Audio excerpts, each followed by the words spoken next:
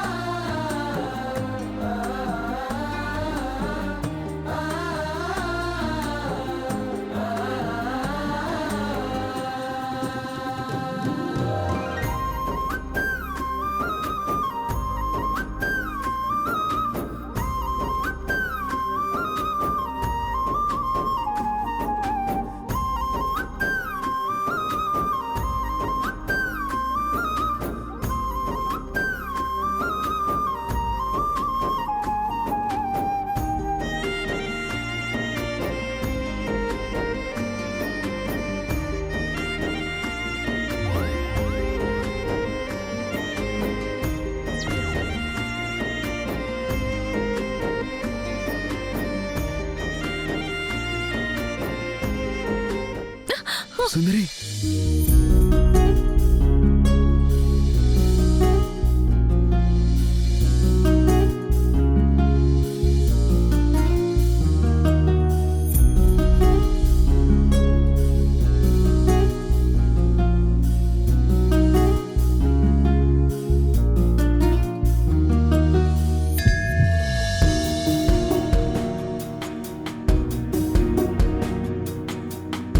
బాలగారు, సుందరి నన్ను గుర్తుపట్టేశావా?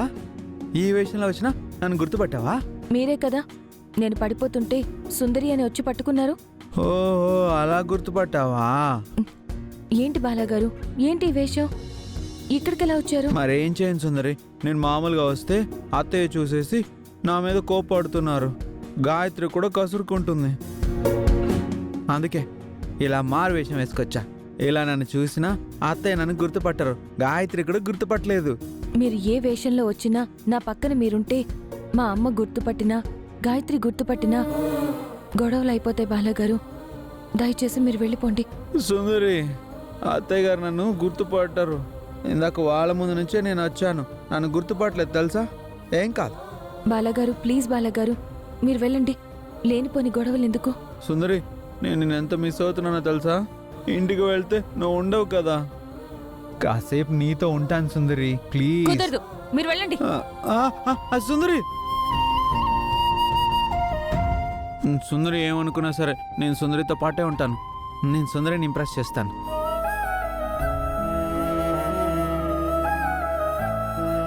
ఓం నమ శివాయ. పంతులు గారు, అయ్యా, నా సుందరి పేరు మీద అర్చన చేయించరా? పేరు సుందరి, గోత్రం ఏమిటి బాబు? పేరు సుందరి కాదు, నేను పెట్టుకున్న పేరు సుందరి, తన పేరు త్రిపుర.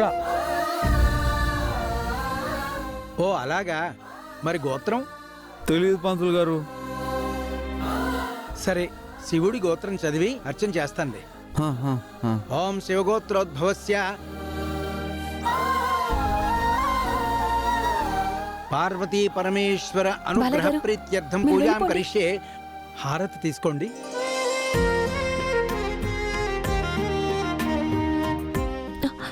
సుందరి, కట్టుకున్న భార్యకి నుదుటి మీద కుంకుమ పెడితే చాలా మంచిదంట. సరే బాలగారు, బొట్టు పెట్టారు కదా, ప్లీజ్ మీరు వెళ్ళండి. నేను కూడా అర్చన చేయించుకుని వెళ్ళిపోతాను. సుందరి, నేను మీ దగ్గర ఉండను కానీ కొంచెం దూరంగా ఉంటా. మీరు ఇక్కడి నుంచి వెళ్ళేదాకా దూరం నుండి చూస్తూ ఉంటా. సరే, మీరు వెళ్ళండి. వెళ్ళండి, వెళ్ళమని చెప్తున్నానా? ఏంటే, కడుపుతో ఉన్నప్పుడు నువ్వు ఒక్కదానివే వచ్చావేంటి? భర్తతో కలిసి స్వామివారిని దర్శించుకుంటే చాలా మంచిది. భర్తకి భార్య ఎంత ముఖ్యమో భార్యకి భర్త కూడా అంతే ముఖ్యం గాయత్రి. ఈ ఇద్దరిలో ఎవరు లేకపోయినా వాళ్ళ భవిష్యత్తు ప్రశ్నార్థకంగా మారుతుంది. నీ బిడ్డ భవిష్యత్తు నీకు ముఖ్యం అయితే నీ భర్తతో నువ్వు కాంప్రమైజ్ అయ్యి నువ్వు బతకాల్సిందే. అక్క చెప్పింది నిజమే. అనంత్ గారి విషయంలో నేను చాలా ఆవేశంగా ఆలోచించాను. తప్పు చేసింది వాళ్ళన్నయ్య. దానికి అనంత్ గారికి శిక్ష వేయటం కరెక్ట్ కాదు. గుడి నుంచి ఇంటికి వెళ్ళాక అనంత్ గారితో ఒకసారి మాట్లాడాలి.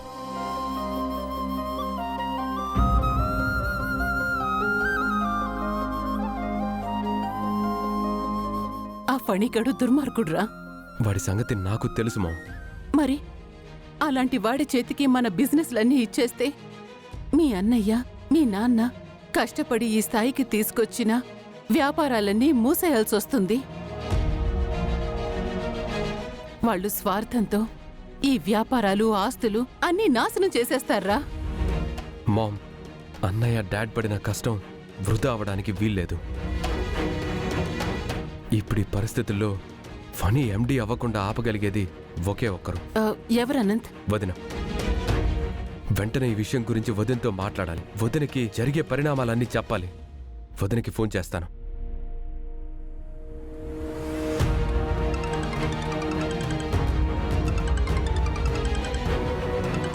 అనంత్ గారు ఫోన్ చేస్తున్నారేంటి? హలో హలో వదిన. చెప్పండి అనంత్ గారు. వదిన, మీరెక్కడున్నారు? మీతో అర్జెంటుగా మాట్లాడాలి.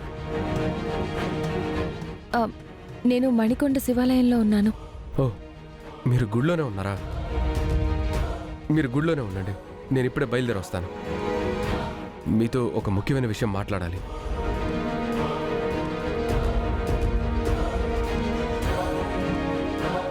ఏంటా ముఖ్యమైన విషయం? మామ్, వదిన వాళ్ళు మణికొండ శివాలయం దగ్గర ఉన్నారంట. అక్కడికి వెళ్ళి వదినతో మాట్లాడేసి వస్తాను. అలాగే నాన్న.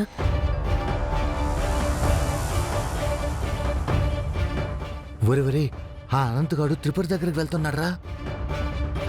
ఆ త్రిపురకి ఈ విషయం తెలిసిందంటే ఖచ్చితంగా ఏదో ఒక అడ్డుపుల్ల వేస్తుంది. అమ్మో,